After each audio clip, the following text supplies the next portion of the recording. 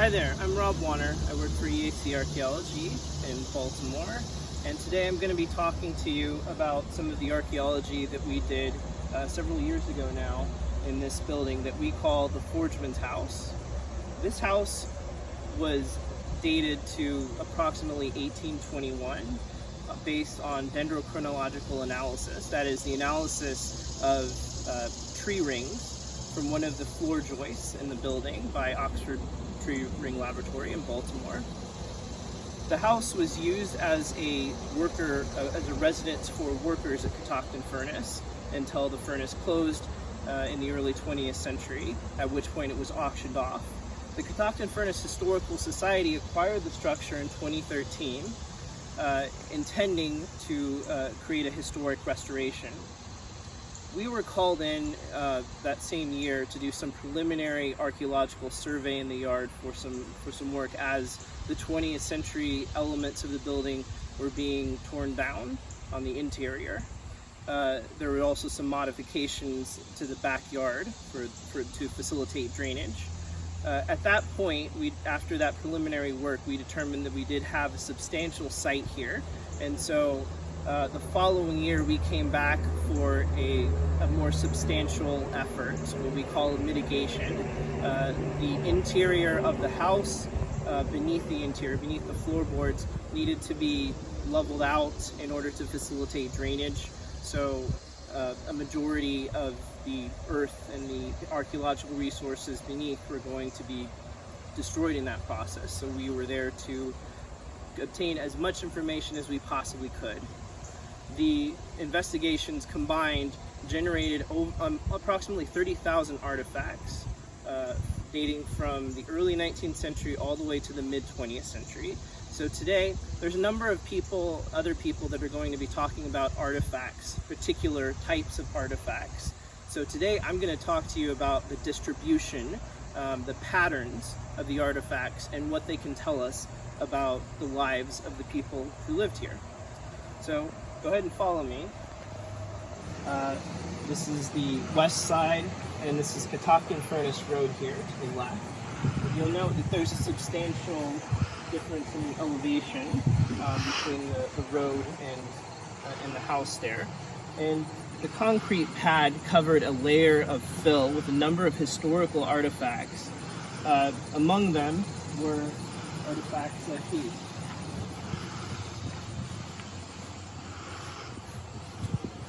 Toys, a jack, a marble, among many other plastic toys, as well as tablewares, jars, glass, bottle glass.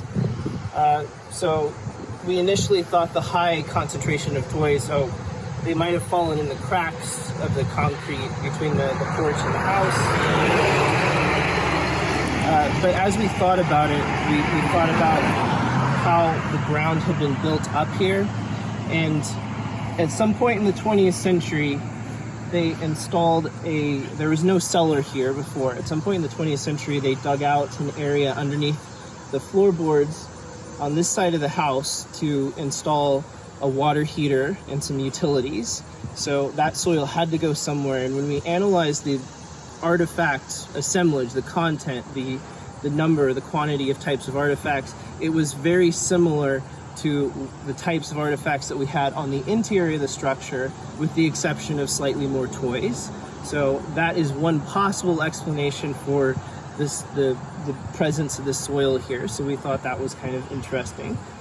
So come on in the interior.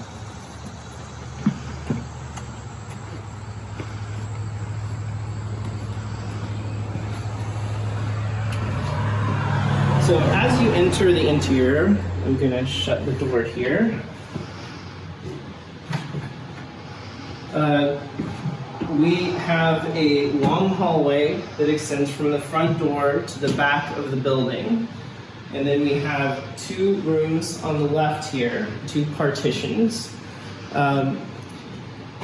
So if we think about how you structure a modern house, when you walk into an interior, you're greeted by, say, a mudroom or a foyer or something like that.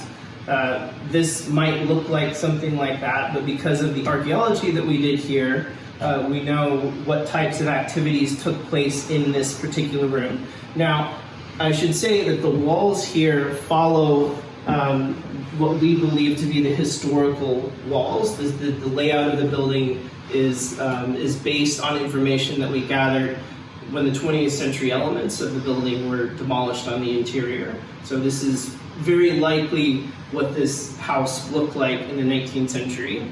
I should also note the large fireplace here that takes up a lot of the room, a lot of the space in this room. And then the stairs here bring you to the second level of the building, right next to the doorway. Now, I'm not going to talk about the upper level. A colleague of mine, Joe Clemens, is talking about the archaeology of the upstairs. I'm going to be talking about the archaeology of the downstairs that was completed. So, what takes place in this area? The first area that we really investigated with intensively, I should say, was this area, the fireplace. Approximately 5 square feet in area right here in front of the fireplace. Approximately 800 artifacts were recovered from this area, and they included personal items, broken tablewares, clothing items like buttons, I think 30 buttons, a horseshoe, and interestingly, a Hardy hat pin, a Civil War period artifact that was accoutrement from a hat that somebody else is going to be talking about. So I'm not going to talk too much about that, but very important in the total assemblage. So at that point, we knew that this area was a primary, that we should pay a lot of attention to this area. A second area that we found a lot of artifacts was here, underneath the stairs. Now here we found the same types of artifacts, broken tablewares, personal items, things like that, but 300 footwear, 300 artifacts associated with footwear, soles of shoes, incomplete shoes that look like they were in the process of being repaired or scrapped.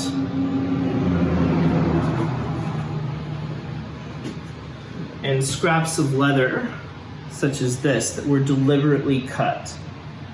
And this.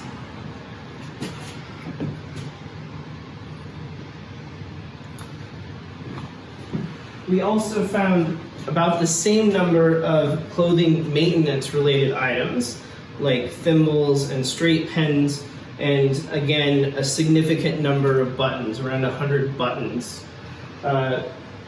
This area contained approximately 2,500 artifacts in this small area beneath the stairs, and approximately the same spatial coverage that we had in the fireplace. So this is a significant area of activity. And then the last area that I want to talk about in this room was right here, in this space between the stairway and this wall. We pulled approximately 12,000 artifacts. That means that in the space that I'm standing, the doorway, and the fireplace, between those three areas, we generated approximately 2/3 of all artifacts that were generated in the entire excavation of this house. Now, what are the reasons for that? Well, the immediate cause is probably a loose floorboard or a hole in the floor where people were sweeping items to keep this area clean, maintaining the space. But there were artifacts in other rooms as well, and beneath the backyard. Not quite as many, but they were there too. So there were obviously other spaces where people could kind of sweep things under the floorboards. So that tells us that the artifacts that were found in this area are somewhat indicative of the activity that was taking place here. So again, we found items related to clothing maintenance, a significant number of items like thimbles, spindles, spools rather, and buttons, footwear-related items in this area, along with large fragments of tablewares. This is in 3 pieces from 3 different areas in this space that have been mended together. So what these items suggest to us is that we have something taking place in this area that we call cottage industry. That is business or manufacturing operated out of the domestic space, the household. And it makes sense, the fireplace is kind of the focal point of the house, but just imagine what it would be like if you are a visitor at the structure. The first thing you see as you walk in the door are a household of people busily working away, seamstressing, repairing shoes or what have you in this space. So it's a very different, in the modern period we would try to disguise, try to shield that kind of activity from public view in our household. But this is in this context, this is front and center. It's part of the identity of the household. I also want to talk a little bit about a particular category of artifacts that we found here. Little tiny fragments of rods of glass that have been altered or worked. We're not exactly sure what these are to this day, but one possible theory is that another possible activity that was taking place here was a type of glassworking we call lampworking. We don't have the evidence at this point to know that for certain, but it is an intriguing possibility, and given the number of these small glass items that we have here, it is intriguing indeed. So we're going to go into the next room, and I'll meet you there. All right, so here we are in one of the partitioned north rooms on the first floor. The artifact assemblages in here was very minuscule indeed. It was there weren't very many artifacts at all. It was mainly just kind of small tablewares and a few personal items. There was nothing in particular of note. But what is important about this room is that we have the only example in this house of a concealed item, which is part of a folk tradition. This is not the horseshoe that was found here. This is the horseshoe that was found next to the fireplace. But a horseshoe, when all of these elements, the 20th century elements of the building were torn off, underneath the window, a horseshoe was set facing outward like this, concealed beneath the wall. So the type of, the association of a horseshoe with apotropaic or keeping away bad luck elements, beliefs, dates to approximately the 10th century in Europe. It's a very ancient tradition associated with kind of a symbolic importance of iron. But this we found in place, photographed, and it brings, it allows us to kind of think about the artifact that was, the horseshoe rather, that was found next to the fireplace. Was it put up there, face up like this, and did it fall off the wall at some point, slip into a crack? We don't know. But in this particular case, we know that there was some element of folk ritual here, folk magic. So come with me into this other room on the side. Quite a few more artifacts were found in this area. Once we enter as we move to the south side of the house, we're getting into the area beneath the floorboards where the water heater was put in. So that area was completely excavated. In this area, however, we found artifacts mainly that were associated with personal use, personal items, such as more toys, like this marble made of clay, undecorated, characteristic of mainly the 19th century. And this very fragile bone lice comb. Keep the lice out of your beard. Items like this argue for a more personal, concealed, private area, private space, in contrast to the more public and industrious area on the other side of this room.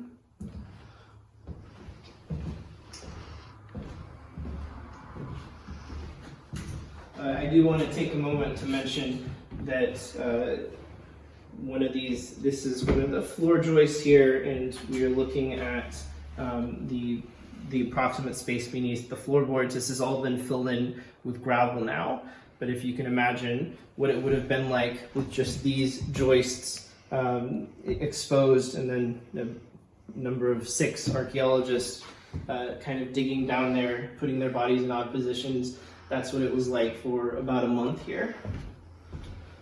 So we're going through the back. This is the new reconstructed kitchen. It's placed on the footprint of an older 20th century kitchen, which is not original to the house. So we don't really know a lot about the space in the back immediately outside of the original structure.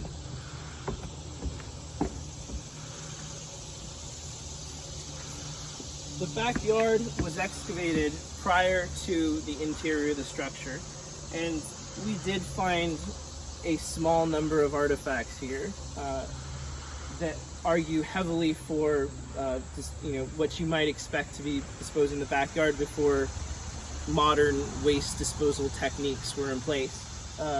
So bones, shell, broken items like heavily fragmented canning jars and tablewares, and eggshell. This was distributed throughout the yard. We didn't find any particular concentrations, but as you can see, the land slightly slopes to the back. There's poor drainage in the back, so we weren't able to excavate back there. That is where I think a lot of the trash might have been thrown, but we don't know that for certain. There's only 2 really important things that I want to note about the exterior archaeology of the house. One of them, in this space where the air conditioning unit is now, right next to the foundation of the 20th century kitchen, was pulled a U.S. Federal Army belt buckle from the Civil War period.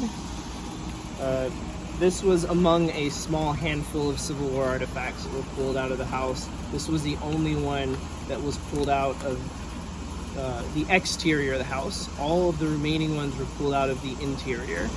The last thing that I want to talk about is right here. In this area, to the side of the house, there's a space here. We know that the modern driveway is on the other side of the house, but when we excavated right here in this area, we found a very compacted, flat layer of slag.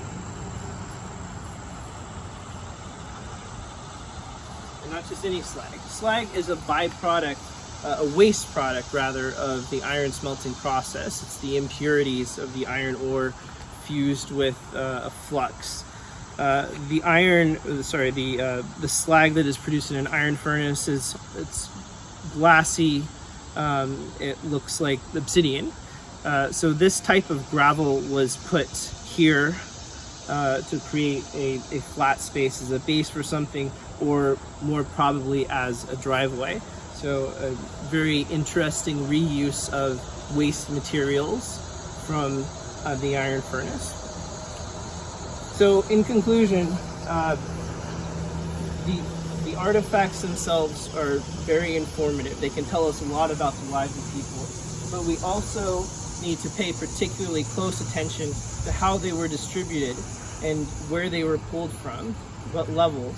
This is really important for archaeologists, and they can tell us that we have, possibly a cottage industry with cobbling, shoe repair, and with seamstressing going on in the front room of the house. We also know a little bit about that there was probably a driveway here. We know a little bit about how dirt was moved and manipulated to create flat spaces in the yard. So these are really important ideas that tell us a lot about the people that lived here. So just remember that when you are in a museum and you see really beautiful artifacts, aesthetically pleasing artifacts, that as important as the elements, the physical elements of the artifact, are the context of the artifact. They can tell us a lot more than just the artifact itself. Thanks.